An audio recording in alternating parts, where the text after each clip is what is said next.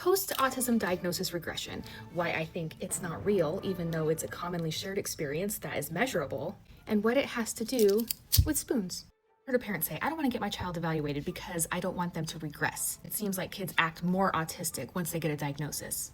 Or so-and-so used to be at everything, and now that they have an autism diagnosis, they use it as an excuse to not show up for stuff anymore. Or you didn't stim and spin and need all these accommodations before you got your diagnosis, and now that you have it on paper, all of a sudden you need all this stuff. This was actually one of the things that I was warned about in my evaluation when I was getting my diagnosis. He did tell me that as you're learning to unmask and giving yourself permission to be who you really are, it's going to give the appearance that you're regressing.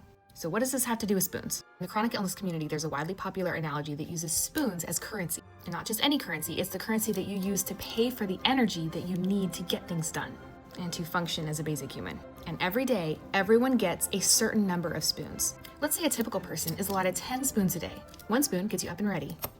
There was a lot of traffic on your commute, so that's actually going to take a whole spoon. You need 3 spoons for work, projects, socializing, all that stuff. 1 spoon to make dinner. 2 spoons to play with the kids. You need 1 spoon for your partner. And at the end of the night, you have a spoon left over, and you can actually bank those up for big events like graduations and family reunions and holiday parties. But let's say you were born with a neurodevelopmental disorder that only gives you 8 spoons a day. It takes you 2 spoons to get up and get ready because your insomnia makes you a night owl. And the minute you're up, your mind is going 1,000 different places. And 1,000 different tabs are all open all at once. And one of those tabs is telling you to brush your teeth, but somehow you still manage to walk out the door without brushing your teeth. 2 spoons. And then you go to your job, where for a neurotypical person, it takes 3 spoons. It takes you 4 spoons. Because on top of just the tasks of work, there is office socializing and politics, and you're not good at any of that stuff. So you have to try harder. You have to mask. You have to carefully calculate every single thing that comes out of your mouth so that you don't say something weird or offensive or wrong, which inevitably you still end up doing and then kick yourself for on the drive home. Speaking of the drive home, you have to stop at the store, and there were lines. That takes a whole spoon. And now you have 1 spoon left. And this spoon has to make dinner, play with the kids, give your partner attention, do the laundry, return the text messages, make the doctor appointments, and do any social or third place activities like church or happy hour with the girls. And then you're empty. No spoons. Here's a little secret that a lot of people don't know. Remember, spoons in this analogy represent currency. And like any currency, for the very high masking, you can actually go into spoon debt. So I'll just borrow energy that I don't have so that I can get through the things that I need to get through now, and then maybe on the next long weekend, I can spend 4 days at my house in the same pair of pajamas with my cat on my lap candy crushing it while I refill those spoons.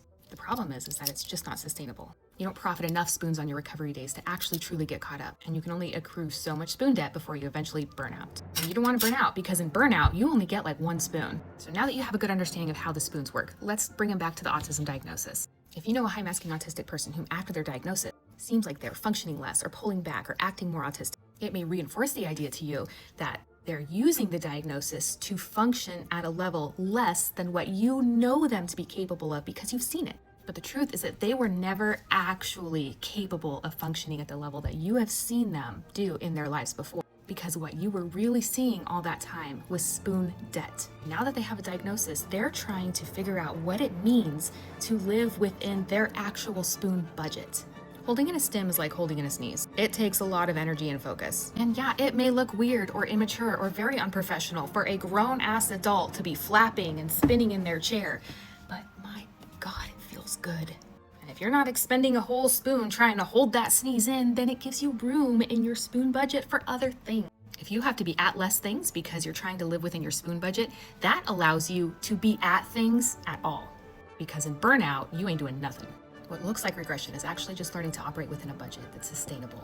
I consider myself a pretty cheap person. Check engine light's been on for 3 years. My clothes are secondhand, and I actually have a missing tooth that has like messed up my entire sinus cavity. Because if it's not gonna kill me, it's not worth it. And my autism evaluation costs more than the tooth implant. It was thousands, plural, of dollars. The only thing that would ever drive me to spend that amount of money on myself is if it was that important. Because after 38 years of accumulating spoon debt, the creditors finally came calling, and something drastic had to be done before burnout took me under and prevented me from doing all the things in life I want to do. I want to get a PhD, I want to teach, I want to lead group, I want to have more friends, I want to show up for people in their lives more. And instead I was spinning my wheels into a mental breakdown. The season following a diagnosis can be very experimental. It's been 9 months for me, and I'm still trying to figure out what my spoon budget is. I'm gonna set some boundaries and not put all this pressure to show up at everything. Oh, but now I've missed too much stuff and am bordering on being a hermit. And that's not what I want. Let's add some social things. Oh, I socialize too much. There was like 4 things this week and I went to all of them and now I'm gonna be in bed for 3 days. So there's this weird learning curve. How much stimming can I sneak in without people noticing? Conversation where I'm trying to engage in back and forth that I've never really been able to be fully present in before. Because instead of listening to them, I'm always thinking about my eye contact. But wait, I could just not make eye contact. Is it weird? Yes. Am I allowed? Yes. And now I'm looking at the wall so that I can actually hear what they're saying to me. And from the outside, as a natural-born 10-spooner, you might be looking at that and think, well, see, that autism diagnosis is just making her act more autistic. And thus, the myth of post-diagnosis regression is born. And then parents are afraid to go out and get their kids the help and support that they need that comes with the diagnosis because they don't want that for them. So instead of giving them an excuse and a label to act that way, we're gonna hold them to a higher standard. That standard is debt, and bankruptcy will come for them. Thank you for coming to my TED Talk.